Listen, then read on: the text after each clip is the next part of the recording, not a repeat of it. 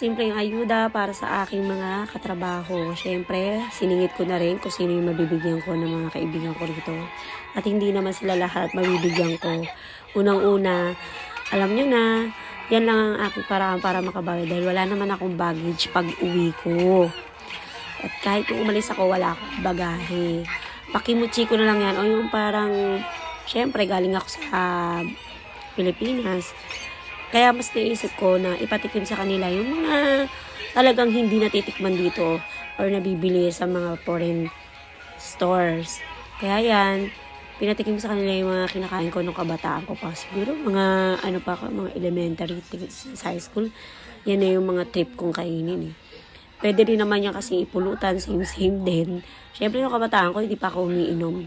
Since nang uminom na ako, ayan, pwede ko na siyang gamitin na pulutan. Kaya may babahagi ko na dito sa mga katrabaho ko. At least, may sobra pa yan. Mula sa champoy. Champoy kasi yan, alam ko. Kasi may iba yung kiamoy, maitim yun. Ayan, champoy yan. Medyo may kaalatan.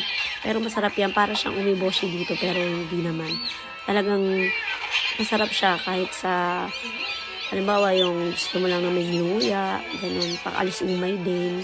Siyempre, pwede rin pulutan. Pagka umay na umay ka sa beer.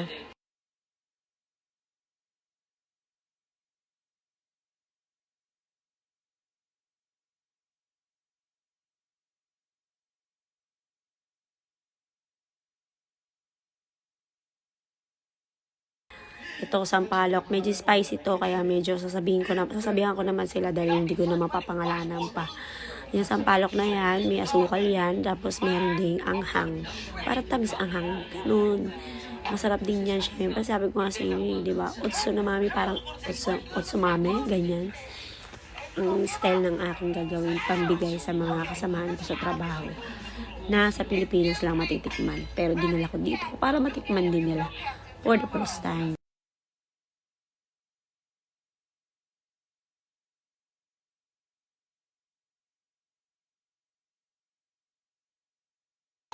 Siyempre, hindi mawawala dahil medyo meron na rin yata rito na bibilin butong pakwan. Kaya, eto, sinulit ko na. Ang ginawa ko naman, bumili ako ng squash seed. Buto ng kalabasa. Yan naman din ang kasama nung ipamimigay ko.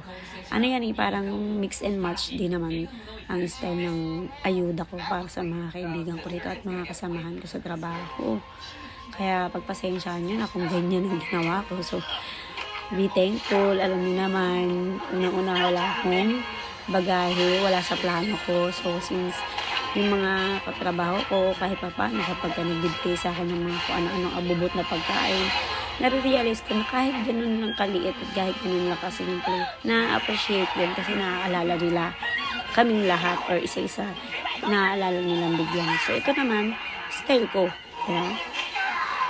May lalayan, yan, pabigyan, honey, squash seed, yan, may paayuda pa ako na ipit, diba? Kaya paborito ko rin yan. Siyempre, sulit na. Tapos na. Balot-balot na. Okay na yan. Sida. Tanda, no? Yun nga lang, yung pambalot ko, dito ko na binili sa Daiso. Kasi, siyempre, hindi ko na mahanap doon sa Pinas. Hindi na bigyan ng oras. Ganun. Kaya sulit naman. Sana magustuhan nila. And that's all for the small vlog. Or please watch. Huwag na nyo i-share kung ayaw nyo naman. Like nyo kung gusto nyo naman. Suggestion lang yan sa mga, syempre, katulad ko na gusto lang din ng kahit konting paayuda sa mga katrabaho. Lalo na, foreign land to. Thank you. Hanggang sa muli.